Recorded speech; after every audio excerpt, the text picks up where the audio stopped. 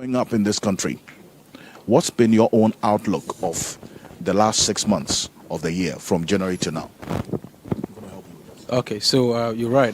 Basically, just like you said, we saw a trend as already predicted when the city started behaving well, most especially from February. Two things happened from February second half of the windows that we had. The first thing was the fact that out of winter shock, now demand was becoming lower than expected, and also obviously the city was also doing very well.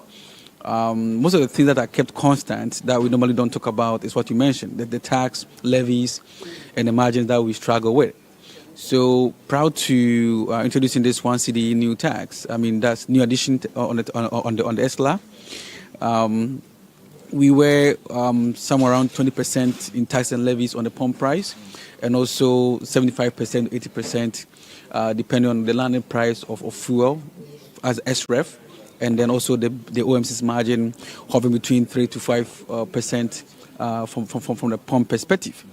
You're right to say that the fuel price went down even up to 10 to 11 until we saw what happened. I mean, the introduction or the implementation of the one city that brought us to 12, 13, and some even 14, depending on where you buy your fuel from. So the outlook going forward will be, I think, a very stable plateau for about 3 to 4 windows. Nothing changes in the world market, because we are in summertime where demand obviously is lower, okay? But when you go to the summertime, winter time, that's starting from September, October, where demand will go up. That's when we see that annual hikes. But until then, I mean, if there's no geopolitical war or anything of that sort, I believe fuel price, as it has begun from the last window, around the 12, 13, as we are now, will be stable for quite a long time. But you see, there are 3 factors that influences pricing at the pumps. I would say maybe 2 of them that we have control over. Mm-hmm. The city, and then also the taxes. Yeah. The taxes, government has decided to add something more, and so we're having to pay a little more. Mm-hmm. The currency, I'll come to you on how the currency outlook will be. Mm-hmm. But what happens on the world market in terms of the crude oil price, we don't have control over it. Exactly. And so we cannot bank our hopes on that, isn't it? Yeah, I mean, this is where the chamber came in from when we heard that the one city introduced to not increase any pump price, and we came very hard on the government, saying that they have no right to say that because they don't control the international benchmark prices. And indeed, that was the case. I mean, the one city was added, and we jumped from 10 or 11 to 12 or 13, depending on where you buy your fuel from.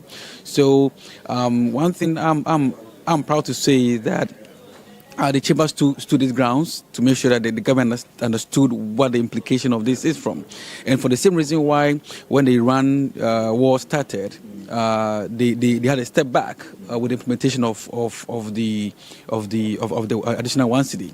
The first reason why they prevented implementing it was the fact that we were against it in terms of implementation, and the second one was due to the hikes in the fuel pumps. And that's why I'm saying that nobody knows what will happen tomorrow. Nobody prays for anything bad, but if tomorrow the oil price goes up, I believe the government will need to consider the one city. And one of the things that, as an ordinary Ghanaian, we also looking now from this budget review from today, we want to see how much the government is expected to have, stated emphatically, and how much they intend to spend on what and why. Because if you look at the electricity tariff today, it has been increased instead of going down, because there's an over recovery due to the city appreciation. There was an over recovery from the ECG tariffs.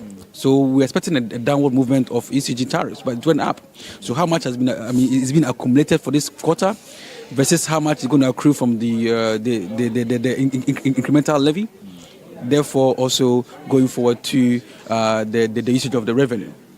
Now, you talk about what this energy debt recovery levy amendment act has done to petrol prices or fuel prices at the pumps. We've seen some of them, some of your members, increase prices beyond 1 cedi. And I want to understand why. Because the levy was just 1 cedi increase or 1 cedi addition.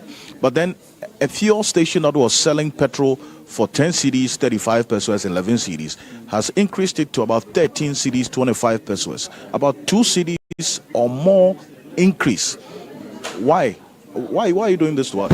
Yeah, two things happened during this particular window, okay? The first one was the fact that the plat didn't go down.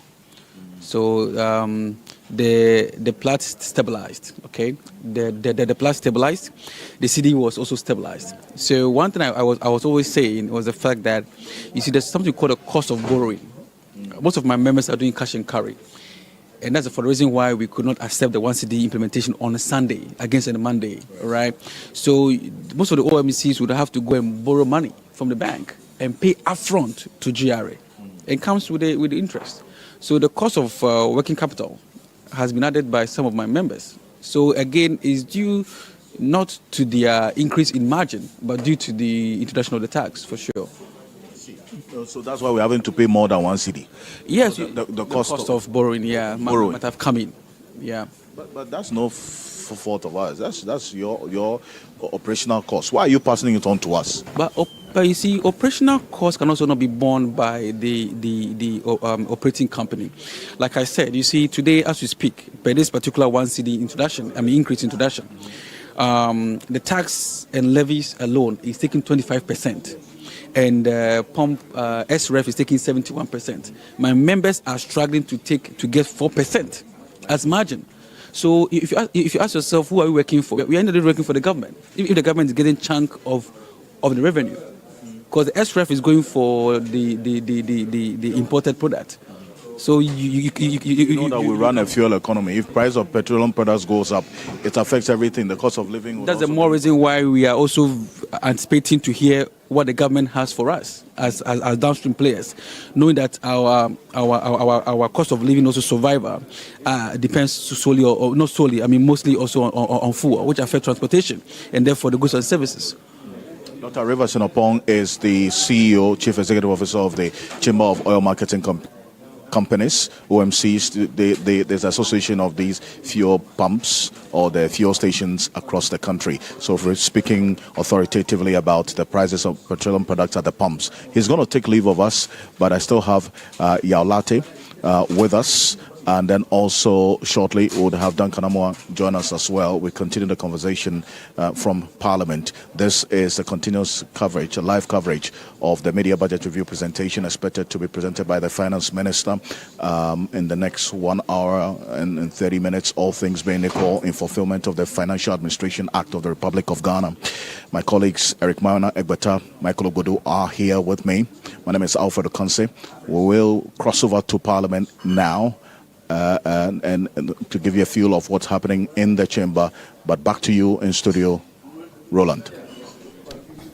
And again, comprehensively, Alfred has enumerated what the running order will be. We will intersperse this coverage with the pictures or live videos from the Chamber of Parliament. It is important for us to put this into perspective. The Finance Minister is supposed to come after 12 as Parliament convenes at 12. All right. So usually what the procedures are by way of the order and proceedings for the day, where we're going to have the speaker walking in, then we have the prayers, that is the normal proceedings, and of course they will do the normal undertakings for the vote and proceedings, where they take a look at the stock for those who were present from the last sitting, and then subsequently they look at the agenda for the day. And subsequently, when they begin, then they will have to invite, if it's on the order paper, which we expect that he will be, because this has already been billed for the day by way of the agenda,